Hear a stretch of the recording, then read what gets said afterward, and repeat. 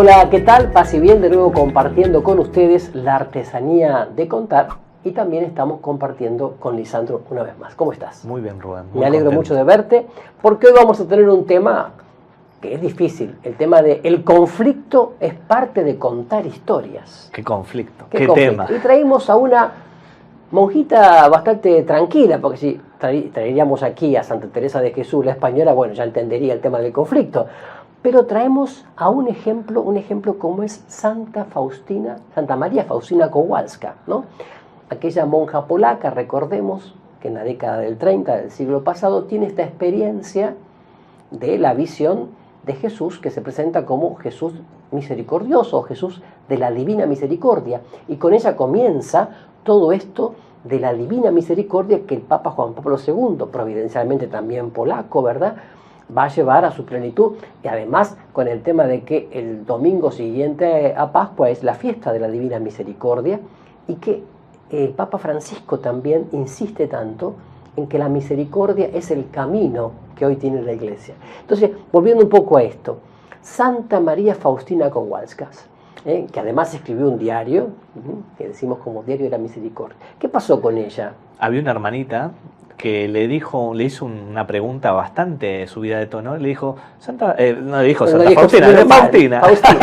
Faustina, ¿usted es estúpida o se hace? ¿Usted es estúpida o es santa? Miren qué interesante. ¿Usted es estúpida o es santa? ¿O es santa? Eso le preguntó la monjita. Y le dijo, porque con las contrariedades que yo le he hecho pasar, no se explica sino una persona, un ser humano normal, si no es estúpido o es santo, no lo podría soportar. Porque no reacciona.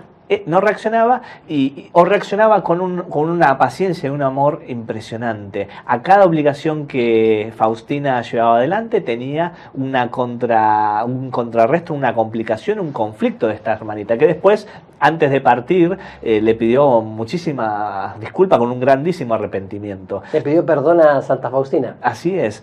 Entonces, acá lo traemos a esta mirada de la artesanía de contar historias, la importancia del conflicto. A ver. El conflicto como este obstáculo que se interpone, se antepone en el camino de conseguir un viaje exitoso, un viaje de llegada hacia un punto, hacia un objetivo en específico.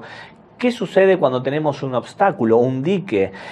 Nos decanta a una decisión posible. Y yo para poder visualizar esto hay algo que me interesa muchísimo, que lo he observado en nuestro Señor Jesús, que es en el medio de una parábola, cuando hay que tomar una decisión clave, Él frena la parábola, frena la narración y le hace una pregunta retórica de convivencia con sus seguidores, que es decir, ¿qué hubieran hecho ustedes? O sea, provoca un conflicto. Exactamente, provoca un conflicto para que podamos nosotros tener esa proximidad, un poder vivir en carne propia. Y luego él continúa su narración. Entonces me interesa muchísimo en esta artesanía de contar, en estos ejercicios de poder pensar las catequesis, los encuentros, los ejercicios, la docencia, la manera de comunicar y llegar a nuevos hermanos, es de qué manera nosotros le damos un lugar al conflicto, porque el conflicto es en cierta manera ese precipicio, ese borde que nos permite contemplar y tomar una decisión, una acción determinada.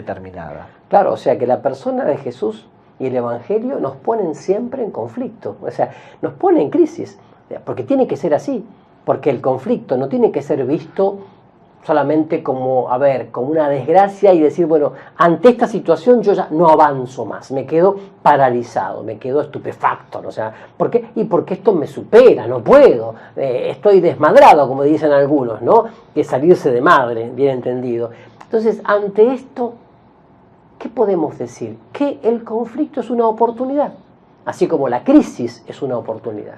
¿Oportunidad de qué? De decir, bueno, perfecto, esto me está mostrando alguna otra cosa. Necesito una gracia especial, necesito crecer más en este aspecto, en este otro. Estoy pensando cuando hace un tiempo nos contaste sobre tu propio conflicto, cuando en la escuela primaria, donde ibas, te pusiste a leer en público y tus docentes se burlaron y vos dijiste, nunca, en mi vida jamás seré docente, nunca. O sea, ahí... El obstáculo, el dique. El dique fue como que... Y sin embargo después ese dique se rompió. ¿Pero por qué? Porque supiste superar el conflicto. Interesante, no hacerse el distraído ante el conflicto, sino saber superarlo. Las preguntas de Jesús no son preguntas de un provocador gratuito, son preguntas de un pedagogo, yo diría, de alguien que quiere que crezcamos, que maduremos, que demos opciones, ¿no? Y ahí la pregunta que esta hermanita nos regala, que mirándolo con ojos de amor es maravillosa, la pregunta para ustedes que nos están escuchando, que están formando, que están reescribiendo sus trabajos, su apostolado narrativo es, ¿son estúpidos en el sentido de que se paralizan ante el conflicto? ¿Hay una parálisis o hay una santidad que irradia? ¿Hay una manera de poder capitalizarlo desde el amor, desde la proximidad y demás? Esa es la gran decisión. Las palabras que usábamos, las imágenes, nuestros relatos, nuestras clases, nuestra narrativa, ¿se paraliza ante el conflicto o lo toma como un insumo que permite irradiar e inspirar bajo el testimonio? Es muy interesante entonces esto que te está pasando en este momento, en tu apostolado, en tu familia, ¿es algo que te está paralizando? ¿Algo que incluso te hizo tirar la toalla antes del primer golpe? ¿Algo que de repente te hizo olvidar tu vocación, tu proyecto de vida, tus ideales, tu meta? ¿Dejaste de peregrinar hacia la meta por eso? ¿O al contrario, querés verlo como una oportunidad? Y un conflicto puede ser una persona, puede ser una distancia, el desierto, los 40 días, puede ser también una cuestión de índole interior, puede ser el miedo. También un prejuicio. Identificar el conflicto es muy importante. Es decir, a mí lo que me pasa es esto. Identificar con humildad, con mucha humildad ante Jesús. A mí lo que me pasa es esto, este complejo de inferioridad, este complejo de culpa, esta falta de perdón, esta ruptura afectiva. Porque muchas veces es como que tiramos la pelota a la tribuna para no ver por dónde está pasando lo nuestro, ¿no?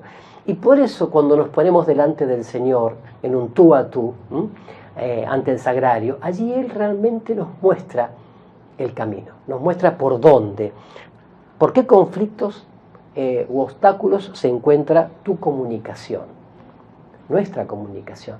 A veces decimos, y estamos sentados compartiendo muchas cosas, pero no comunicamos nada. Hablamos de muchas cosas, hablamos del fútbol, pero no comunicamos nada. Estamos también a veces en la iglesia, en infinidad de reuniones, en la parroquia, pero no comunicamos nada. A veces no comunica la predicación, no comunica la catequesis, y no comunica cuando no se pone en crisis, cuando no se pone delante el Evangelio, cuando hacemos, como diría el Papa Francisco, una ONG.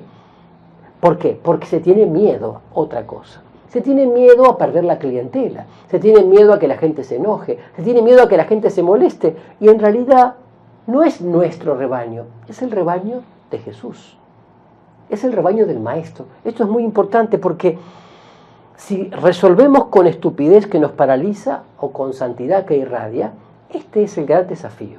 ¿Cómo resolvemos el conflicto? ¿Cómo estamos resolviendo la crisis? ¿Cómo estamos viviendo también nuestra vocación de ser irradiadores del Evangelio? Así que volviendo un poco a Santa Faustina Kowalska, pedimos también su intercesión, ¿no? Para que nos ayude ella a ser los santos de nuestro tiempo, santos de carne y hueso, santos, como diría un famoso autor, de jeans y zapatillas. Gracias, Lisandro. Rubén, ha sido un gusto. Y nos encontramos nuevamente, próximamente con ustedes para seguir contando historias que alimentan vidas, paz y bien para todos.